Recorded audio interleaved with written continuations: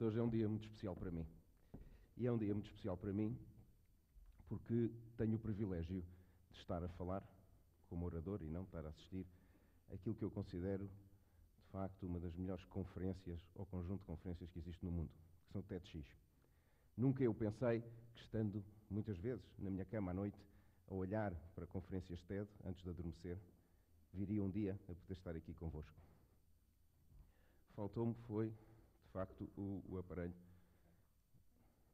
para passar os slides. Enfim, pediram para eu falar sobre liderança. Vai-se lá saber porquê, nem acho que percebo muito do assunto, mas vamos tentar dar aqui uma chega. E agora é que eu precisava mesmo do slide seguinte. Eu estou absolutamente convencido é que de facto não está. Alguém levou para casa. Ok.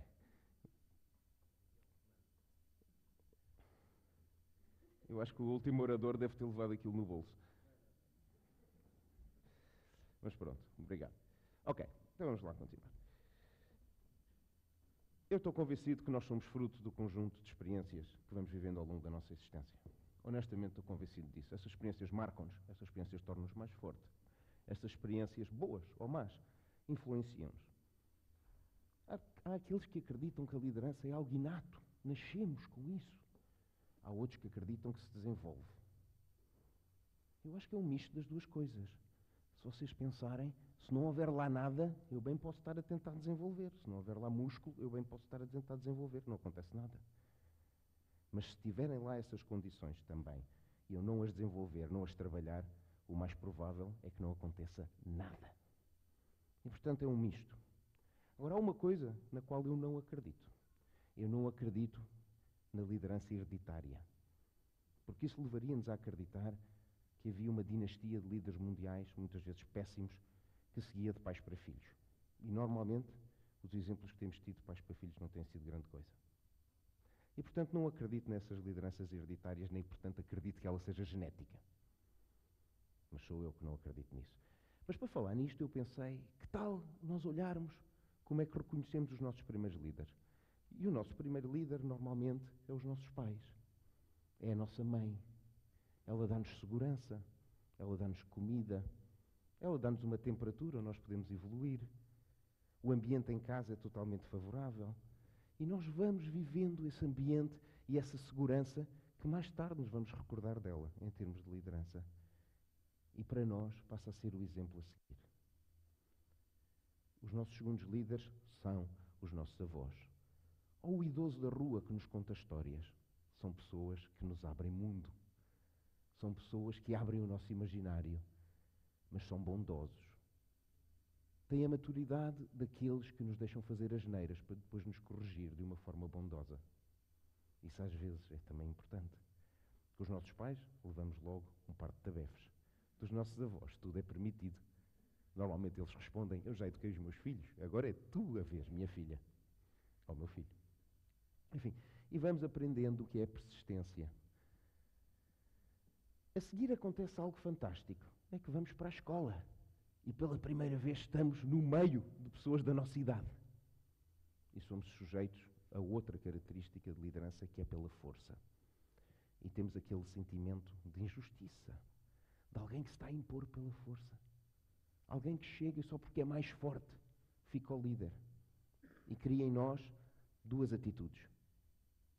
Ou aceitamos, ou não aceitamos. E quando não aceitamos, cria em nós o sentimento de coragem. E a coragem de enfrentar. Eu recordo-me da minha filha, um dia chegou a casa e disse que não queria mais ir à escola. Tinha 5 anos. E eu expliquei, tentei perceber.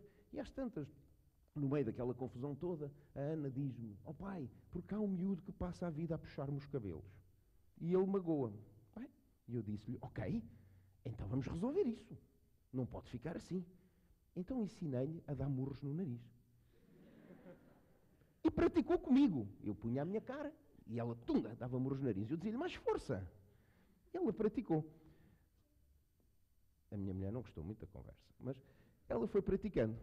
Isto já foi há tantos anos. Enfim, ela hoje já tem carta de condução, portanto vocês já veem há que tempo que isto foi. Mas enfim, ela foi praticando e praticando. E um belo dia chega toda contente da escola. E eu disse, Ana, o que é que aconteceu? O pai já não me chateiam mais. Então, ele puxou, eu dei-lhe um murro no nariz, acabou a conversa. Eu, ótimo. Fiquei à espera que a professora me chamasse. Mas não aconteceu. E, portanto, ganhamos coragem, como ia dizendo. Mas a seguir à força, nós vamos crescendo e vamos para o ciclo. E o ciclo é o mundo das futilidades. E o mundo das futilidades é da imagem. Nós gostamos de estar no grupo dos mais bonitos, das mais bonitas, da que tem a melhor imagem. Não é? Surge aquele grupo de meninas e de meninos que se vestem todos de forma igual, ou têm todos o mesmo género de comportamento. Surgem os dreads, surgem os punks, surgem os góticos, surgem os betinhos, surgem os queques, dividem-se no recreio. Enfim, a imagem passa a ser algo importante.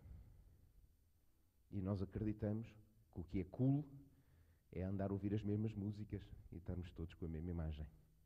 Mas obviamente que vamos evoluindo, felizmente, e contra a força e contra a futilidade da imagem, descobrimos no liceu o poder da comunicação.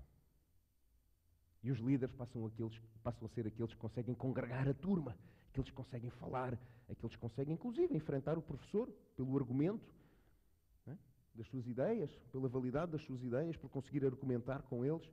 Quer dizer, convém não argumentar muito em casa, porque normalmente os pais não gostam disso, e o resultado normalmente já é sabido, mas na escola, e conseguem formar uma equipa à volta.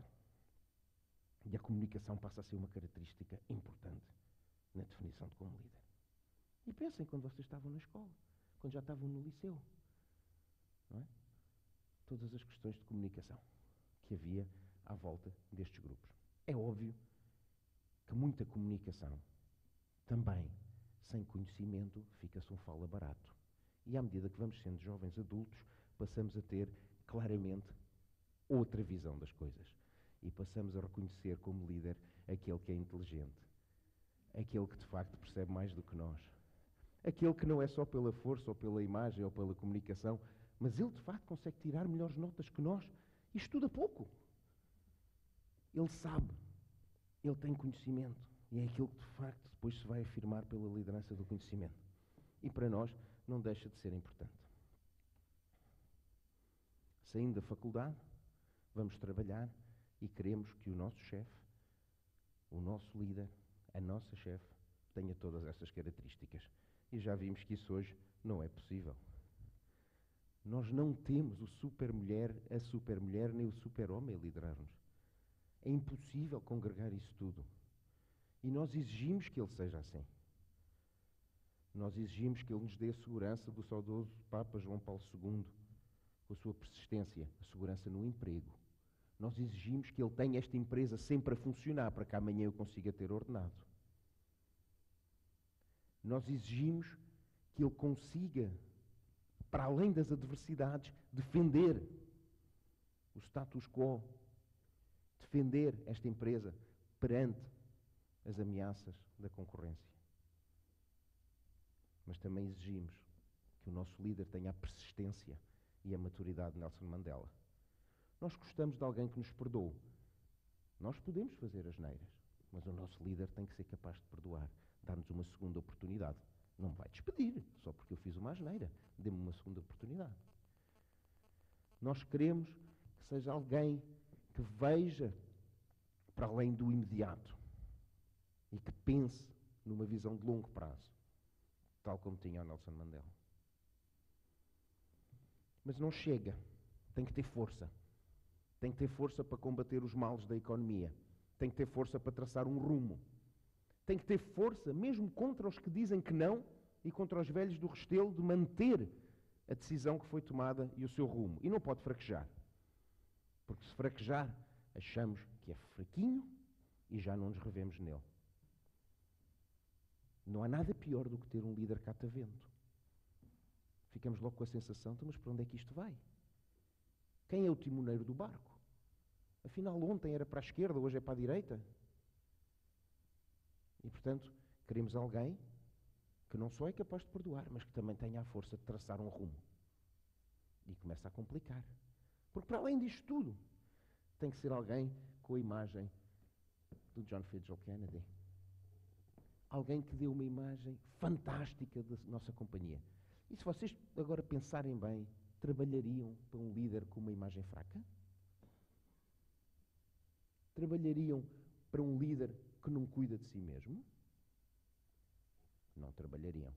E essa imagem é algo que se transmite a todos. E vocês começam a ver nas empresas, quando o líder de facto é carismático, as pessoas tendem a fazer como ele. Tendem a vestir-se da mesma forma. Quando é uma líder, há uma tendência de usar os mesmos lenços, os mesmos adereços. Quando é um líder, usar a mesma marca de gravatas, os mesmos fatos. Nós revemos, projetamos. Não é importante eu ir a determinada festa, mas se o meu líder vai, eu fico contente, porque eu trabalho numa empresa onde o meu líder está. Acreditem que isto é verdade, embora pareça-me imensamente fútil, como nós vimos na escola. Mas a esse líder e à imagem que ele tem não perdoamos nada. Porque se ele um belo dia está no luxo com os amigos e toma uns copos a mais e faz uma figura triste de andar a dançar por cima das mesas, isto amplifica por 10. E na empresa e em todo o lado, sabe-se. Vocês nem imaginam o que eu vi ontem. O líder de XPTO aos pulos em cima da mesa no luxo. É o preço que se tem que pagar. E por outro lado, tem que ser um bom comunicador. Alguém que tem um desafio na fala tem muitas dificuldades em ser reconhecido como líder. É cruel, mas é verdade. Consegue-o também através da escrita, porque a escrita também é um veículo de comunicação importante que cada vez mais está a ser esquecido. Mas o facto de conseguir falar para uma plateia, o facto de conseguir galvanizar, de juntar em torno de si ideias, de empurrar para a frente, de fazer acreditar, isso é extremamente reconhecido pelas suas pessoas. É óbvio que uma excelente estratégia faz com que as companhias evoluam. Mas se não houver um líder capaz de comunicar essa estratégia e que faça entender a todos os seus colaboradores qual é a peça da engrenagem que eles são e como é que eles podem aportar valor para a companhia, podemos ter a melhor estratégia do mundo, mas não vamos lá. Bem, também por outro lado, se for só um ganda fala barato e falar bem e tiver uma grande imagem, mas não houver estratégia nenhuma, também não vamos lá. E já houve exemplos recentes. Portanto, as duas coisas são importantes. Mas é fundamental que alguém fale. E fale com capacidade de envolver todos numa determinada direção. E depois, por fim, ele tem que saber. Ele tem que saber o negócio onde está. Ele tem que ter conhecimento. Eu acredito que não há nada pior do que estar a ser liderado por alguém que não faz a mínima ideia do que é o nosso negócio. Eu acredito que se alguém é liderado por um chefe que foi lá imposto por outra razão que não foi as suas capacidades e o seu mérito, de alguma forma vamos ficar tristes com o facto e vamos descreditar esse líder. E um líder que é descreditado é um líder que não serve. E, portanto, sempre que exerçam a liderança, façam-me um favor e tentem conhecer a matéria. Tentem conhecer, saber o que é que a empresa faz, o que é que o vosso departamento faz. Porque as vossas pessoas desculpam alguém que não tenha grande imagem, desculpam alguém que não comunique muito bem, mas alguém que seja competente. Agora, não desculpam um fala barato incompetente. Esse não vai a lado nenhum. E, portanto, tudo isto junto não existe, como eu dizia. Não existe. E já hoje tivemos também aqui a ver como é que suprir estas dificuldades. Aquilo que eu digo é: sejam humildes. Percebam que nós não somos perfeitos. E percebam que têm sempre algo a melhorar. Quais são os vossos pontos fracos? Quais são os vossos pontos fortes? Onde é que eu tenho que melhorar claramente para suprir as minhas dificuldades? E revejam isto permanentemente. Há pessoas que caem na tentação de lhes subir à cabeça. A arrogância é a arma dos incompetentes.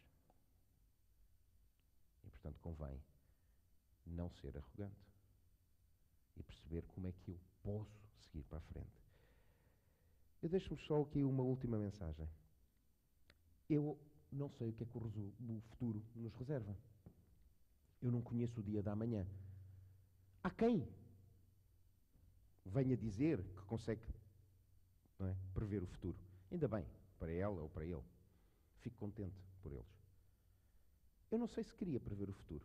Porque se eu fosse capaz de prever o futuro, deixava de ter piada fazer as coisas do dia a dia. Eu já sabia o que ia acontecer. Eu já tinha a certeza de qual era o resultado das minhas ações, que piada é que isso tinha. E, portanto, convém nós pormos em marcha várias medidas e depois ver o resultado. Acho que é mais engraçado. Mas, como vos dizia, eu não conheço, não sei, não faço ideia como é que Portugal vai ultrapassar as suas dificuldades, nem como é que nós o vamos fazer. Não conheço o futuro. Agora, há uma coisa que eu tenho por certa. A nossa aventura, aqui na Terra, tal qual a conhecemos, acaba um dia. E eu acredito que nós temos é que ter muito claro como é que queremos ser recordados. Porque o fator último de liderança é aquilo que nós deixamos e é aquilo que vai perdurar, mesmo sem nós estarmos cá. Eu já defini muito claramente como é que gostava de ser recordado. E aconselho-vos a todos vocês definirem claramente como é que gostavam de ser recordados. Obrigado.